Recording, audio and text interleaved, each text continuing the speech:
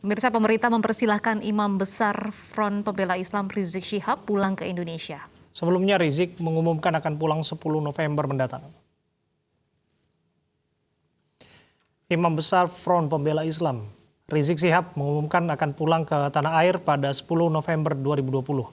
Rizik mengatakan akan pulang bersama keluarganya 9 November sekitar pukul 19.30 waktu Arab Saudi. Diperkirakan tiba di tanah air sekitar pukul 9 pagi waktu Indonesia Barat. Pemerintah mempersilahkan jika Imam Besar Front Pembela Islam tersebut ingin pulang. Namun pemerintah mengingatkan agar kepulangannya tidak membuat kerusuhan. Ya, pemerintah biasa membuat pengamanan secara reguler. Kalau diperkirakan ada kumpulan massa, maka pengamanannya begini. Yang penting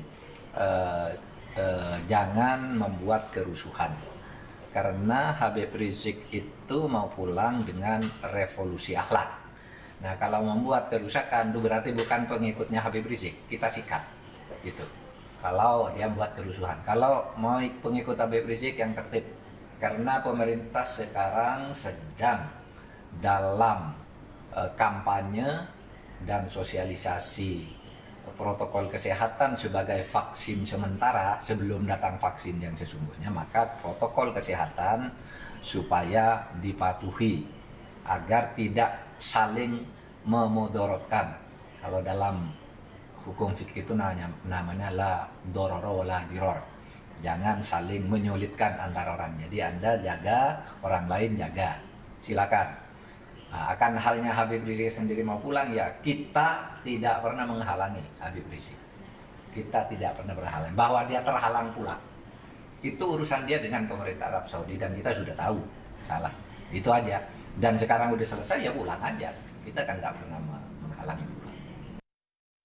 Masyarakat Kota Batu, Jawa Timur dihebohkan dengan fenomena kemunculan awan di langit. Fenomena awan berbentuk seperti pusaran angin atau altocumulus lenticularis tersebut ternyata berbahaya.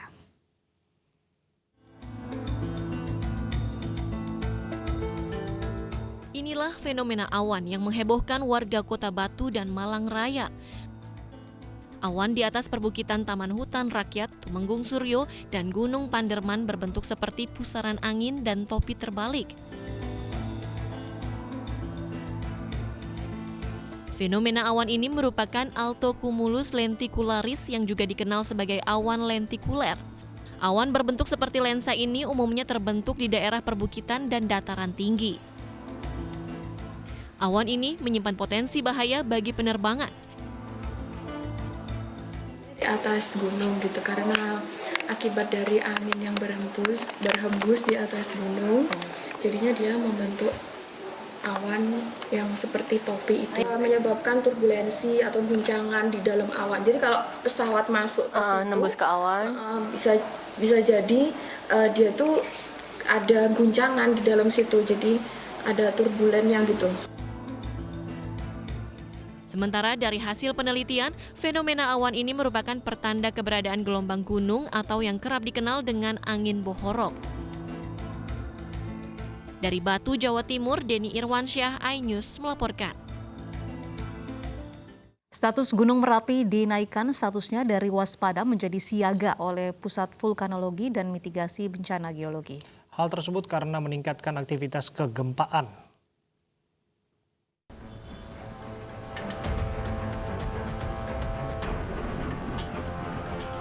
Pusat Vulkanologi dan Mitigasi Bencana Geologi menaikkan status Gunung Merapi dari waspada menjadi siaga karena meningkatnya aktivitas gempa yang diakibatkan oleh pembentukan kubah Gunung Merapi.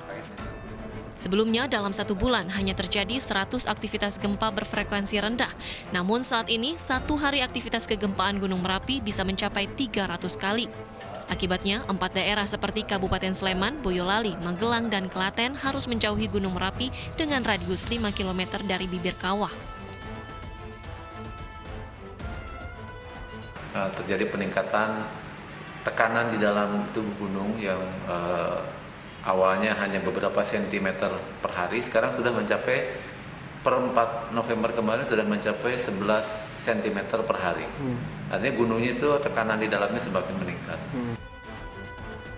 Meningkatnya status Gunung Merapi dari waspada menjadi siaga membuat petugas gabungan TNI dan Polsek Selo Boyolali, Jawa Tengah mengadakan patroli dan sosialisasi di kawasan rawan bencana.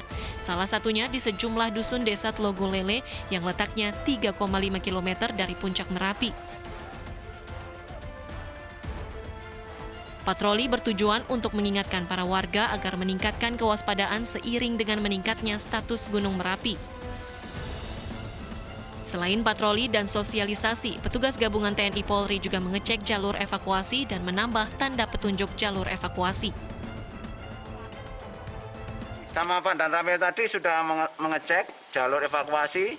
Kita kembali lagi ke masyarakat. Masyarakat bagaimana nanti kalau seandainya terjadi erupsi, masyarakat sudah paham. Jalur yang dilalui terutama arah sudah terpasang, sehingga untuk jalur evakuasi bisa diketahui dan dilalui oleh masyarakat. Sementara itu, pemerintah Kabupaten Magelang, Jawa Tengah telah menyiapkan 3 lokasi tempat pengungsian bagi warga yang berada di wilayah rawan bencana Merapi, yakni di Desa Kerinjing, Desa Banyurojo untuk pengungsi dari Desa Paten, dan Desa Taman Agung untuk pengungsi warga Desa Ngargomulyo. Sarana dan prasarana di lokasi pengungsian pun telah disiapkan. Nantinya jika terjadi bencana, petugas dan pengungsi diimbau untuk tetap menerapkan protokol kesehatan selama masa pandemi COVID-19.